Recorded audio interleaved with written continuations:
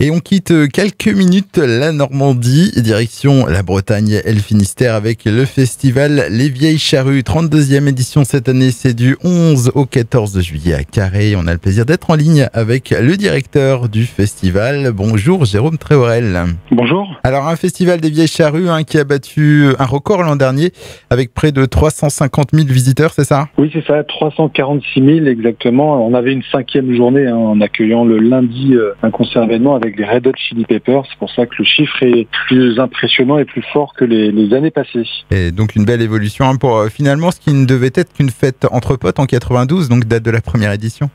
C'est exactement ça. C'est à la naissance du rassemblement des vieux gréments de Brest. Des centres bretons qui étaient pions ou étudiants à Brest se sont dit, c'est encore une fois dans une grande agglomération, encore au bord de mer. Nous, en Centre-Bretagne, on a aussi des forces vives, un savoir-faire. Et on sait faire la fête. Et ils ont organisé les prémices des Vieilles Charrues autour d'un grand banquet, des jeux, une fête pour des copains qui invitaient d'autres copains, etc. Et puis assez vite, ils ont transformé cette grande fête en un festival de musique en déménageant de Landelot, un petit village à côté de Carhaix, au centre-ville de Carhaix, pour là transformer cet événement en vrai festival de musique. Très vite, le bouche à oreille, la programmation éclectique, qui sont toujours l'ADN du festival. Les bénévoles qui viennent traiter main forte, le festival est passé de 5 000 à 40 000 personnes au centre-ville jusqu'en 96, et puis un déménagement en 96 sur le site de Quérampuis que l'on connaît aujourd'hui, et avec toujours là la surprise d'avoir un maillage des différentes couleurs musicales, des tendances musicales, et puis des têtes d'affiches françaises et puis des internationales qui arrivaient, avec notamment dès 98 les Iggy Pop, etc.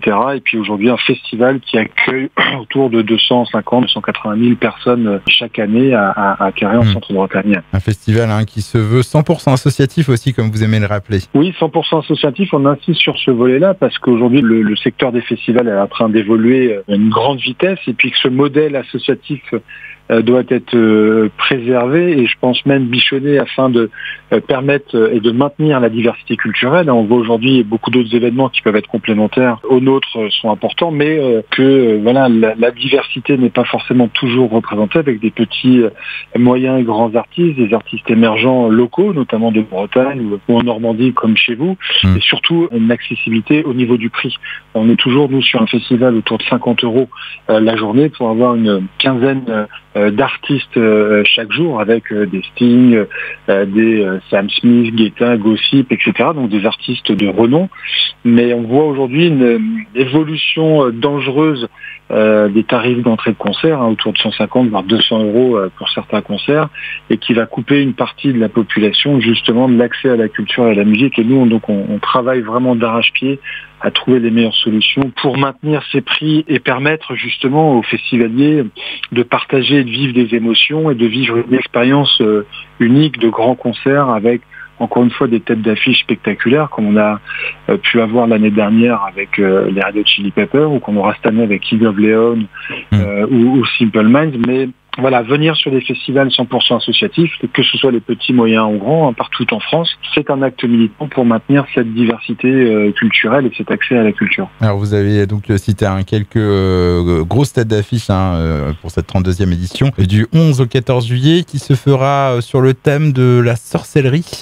Oui, chaque année on aime embarquer les festivaliers dans un univers pour créer justement une parenthèse enchantée, une bulle sur le site du festival, et puis nous ça nous permet d'aménager les espaces différemment, d'apporter des éléments de décoration, de faire appel à des collectifs pour vraiment plonger les festivaliers dans cet univers. Les festivaliers viennent déguisés chaque année, et cette année, ce thème-là nous parlait beaucoup et transgénérationnel aussi, avec beaucoup de références diverses et variées. Ça nous permettra d'apporter beaucoup de nouveautés sur le site du festival. Justement, des nouveautés, il y en a cette année? Oui, on aura quelques surprises de prévues pour les festivaliers en matière d'aménagement, de décoration, comme je disais, et puis certaines animations qui sont déplacées, d'autres qui sont nouvelles en fonction du thème du festival, et puis pas mal de nouveautés aussi sur la restauration, notamment. On a à cœur depuis le début de travailler au maximum avec les producteurs locaux, avec là aussi des tarifs accessibles avec des produits de qualité. On a notamment créé depuis quelques années aussi un jardin des chefs étoilé dans la zone publique. Donc voilà, c'est vivre une expérience pleine et entière. Créer un vrai lieu de vie parce que c'est des festivaliers qui restent 2, 3, voire 4 jours. Donc voilà, on a un camping aussi qui est gratuit, aménagé pour les festivaliers.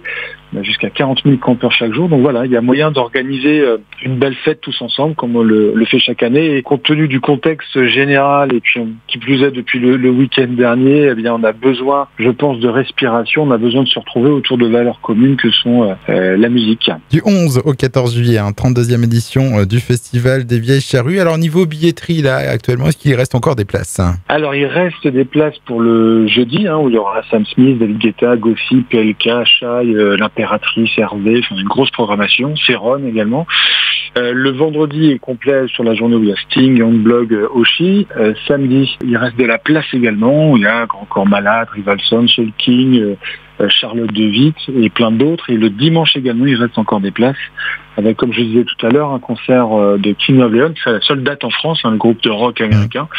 Simple Minds, Jaja Dinaz, Charlotte Cardin, Eddie De Preto, The Blaze, Angelique Kidjo. Donc on finira très fort avec Baxter, James Mann et Bon Entendeur également, et Julien Granel qui fait sensation en ce moment. Donc voilà. Beau programme encore une fois cette année pour le Festival des Vieilles Charrues. En tout cas, merci pour ces quelques minutes, Jérôme Tréhorel. Je rappelle que vous êtes le directeur de ce festival. 32e édition cette année donc prévue du jeudi 11 au dimanche 14 juillet. Et puis pour toute la programmation et toutes les informations billetterie, rendez-vous sur votre site internet vieillecharrue.asso.fr. Je vous souhaite une belle 32e édition et je vous dis au revoir. Merci à vous, à bientôt, au revoir.